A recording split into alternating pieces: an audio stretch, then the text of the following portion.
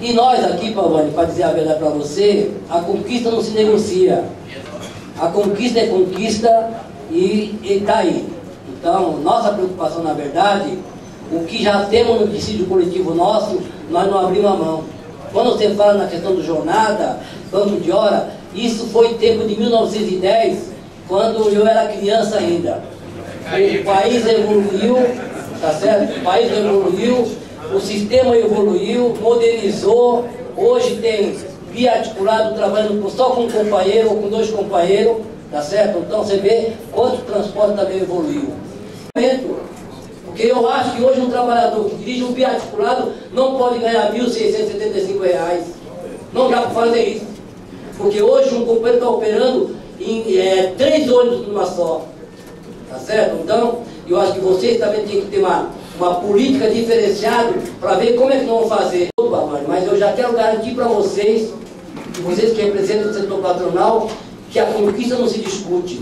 Aqui não se discute banco de hora, não se discute aumento de jornada. Pelo contrário, nós queremos diminuir a jornada de trabalho com o mesmo salário que hoje nós temos.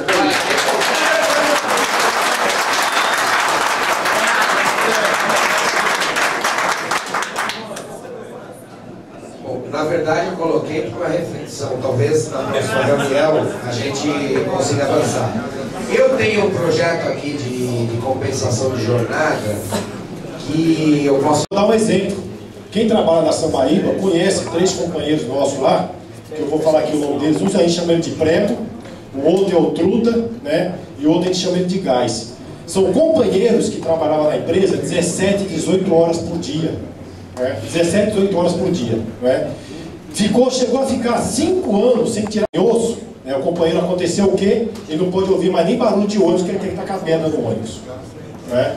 Então isso não é um problema psicológico. Né? Então esse companheiro, se ele traz um atestado médico, porque né, trabalhou 17, 18 horas por dia, e não aguenta mais nem ver barulho de ônibus, ele traz um atestado médico, não é aceito um atestado médico. Não é? E aí, só acontece isso na Sambaíba? Sabe que nas outras empresas também não tem gente fazendo 17, 18 horas de serviço? Né? Não tem? Então, a necessidade de se ter a obrigação de receber o atestado médico, esse é um dos motivos que eu estou dando para vocês. Não é? E eu quero acrescentar também, Pavani, você falou que foi uma conquista de vocês o genérico. Infelizmente, não foi só o genérico que vocês conquistaram. Vocês conquistaram o fim do nosso abono trimestral, você deve lembrar disso, né? Teve a questão da cesta básica, que quem estava na caixa, depois de um ano, recebia a cesta básica. Vocês conquistaram isso também, que não dão mais a cesta básica, né? Além do genérico, né? O fim das comissões de garagem, né? O acidentado com sequela, também vocês conquistaram isso, né? E estabilidade para o aposentado, né? Que acho que era 2 anos, caiu para 1, não é isso? Então vocês tiveram já um monte de conquista. Então eu acho que está mais do que na hora também a gente tem um pouco de conquista agora também. A questão do genérico, né, da redução de jornada. Você lembra muito bem que quando foi discutida a questão da redução da jornada, que foi para o acordo coletivo, foi uma necessidade das empresas, né? Onde houve aquele problema que as empresas estavam fechando, e vocês, para pegar mais funcionário para recontratar, você dizia que ficar com a empresa inchada, com muito funcionário, houve a questão da jornada reduzida. Hoje nós não temos mais esse problema, né?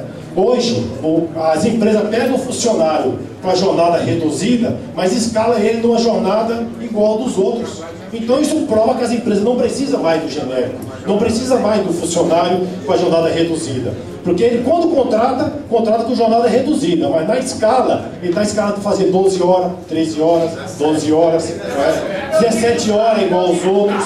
Né? Então não há necessidade. Vocês mesmo já estão provando que não há necessidade mais do genérico. Vocês, se houver essa necessidade, como foi no passado, né? Quando houve realmente, as empresas estavam inchadas de funcionário, porque teve que contratar funcionário que perdeu o emprego das empresas que fechou, né? Eles faziam só 6 horas de serviço naquela época. Hoje não. Hoje todos os funcionários que são contratados já saem na escala com a jornada de 12, 13 horas. Então eu acho que a necessidade de você dizer que precisa do genérico, isso não cola mais.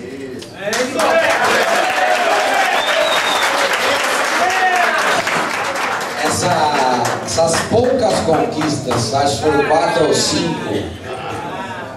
diante de 10, 12, 15 anos, são pequenas. Agora, o que eu queria colocar é o seguinte: nós, infelizmente ou felizmente, para quem gosta ou não, trabalhamos num setor que é o setor de transporte coletivo. Então a gente precisa entender um pouco como é que funciona isso. A exigência de operação, quem dá é o poder público em cima de um atendimento à população. Então, a nossa operação, ela tem divergência de área para outra e de empresa para outra. Isso é fácil de a gente entender. Por que tem empresa que tem dupla pegada? Por quê? Porque ela oscila mais no entrepi. Ela é uma empresa que fica mais na periferia e ela trabalha mais trazendo o pessoal para o centro para trabalhar, que aqui em São Paulo o deslocamento é para o centro, e depois no final da tarde volta. Então é nesse sentido.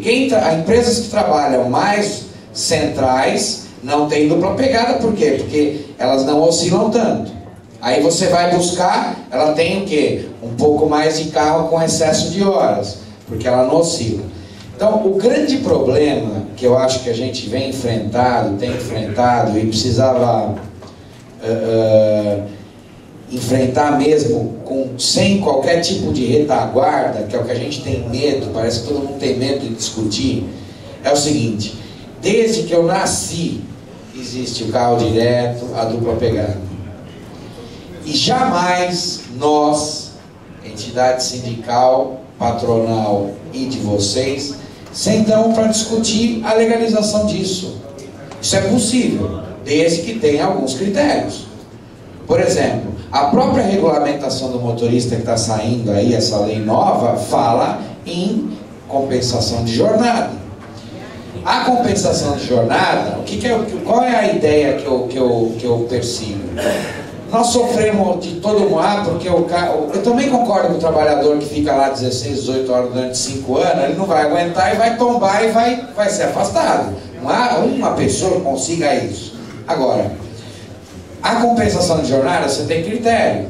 Você pode fazer as 2 horas extras dia, você não pode descartar. Então você teria que estabelecer uma compensação de jornada até 10 horas. As operações das linhas, muitas vezes com a jornada de 6 horas e 30 minutos, elas não cabem 2 duplas. E aí como é que se faz a escala? Então nós precisamos ter desengessar isso. Esse é o ponto.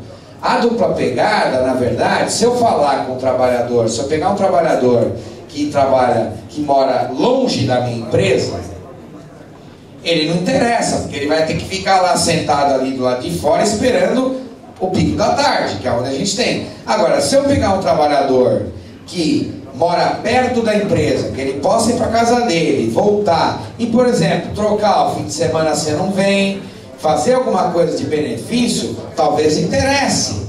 Você entendeu? Então é uma questão da gente começar a discutir esse assunto com menos armadura, que a gente fica armado quando fala em jornada. Esse é o ponto. E começar a discutir de uma forma séria. O sistema tem isso tudo porque operacionalmente é necessário. Vocês estão no dia a dia, vocês conhecem as escalas das empresas. Por exemplo, um outro assunto que nós estamos apanhando na própria justiça é a 1 hora de intervalo de refeição. Porque tem o TST. Nós estamos enfrentando isso. Porque também achamos o seguinte: 1 hora de intervalo de refeição faz o quê? Todos os ônibus comparados a 1 hora? E aí? O povo fica sentado esperando. Então, quer dizer, o nosso setor ele tem características que não é igual a do metalúrgico, que não é igual àquela pessoa que fica dentro de uma empresa. Então, nós precisamos ter um pouco de critério para quê? Para que pare é Ministério Público falando de jornada. Vamos estudar e vamos legalizar como tem em todo lugar. O rodoviário, por exemplo, tem esse intervalo de refeição, que é o que trabalha, maior para propiciar a dupla pegada. Agora, se eu trabalhar, como eu falei, com pessoas que se interessem, que moram perto da empresa, que aí ele vem de manhã, passa a tarde em casa e vem no pico da tarde, que a dupla pegada é fazer frente ao pico da manhã e da tarde. Não precisa, eu acho. Eu acho que é uma questão da gente discutir um pouco as coisas. Porque senão a gente fica sentado numa situação, é legal, é legal, é legal. Vamos abrir a discussão, essa é a nossa proposta. Pavani, mas não dá para legalizar aquilo que é crime. Não é crime. Você não vai querer agora legalizar uma jornada de 18 horas. Não. Você não vai querer legalizar agora hora extra fora do lerite. Não. Sabe o que eu quero? Eu quero trabalhar com banco de horas, que aí eu limito a 10 horas por dia de extra, e aí eu trabalho com a escala do funcionário.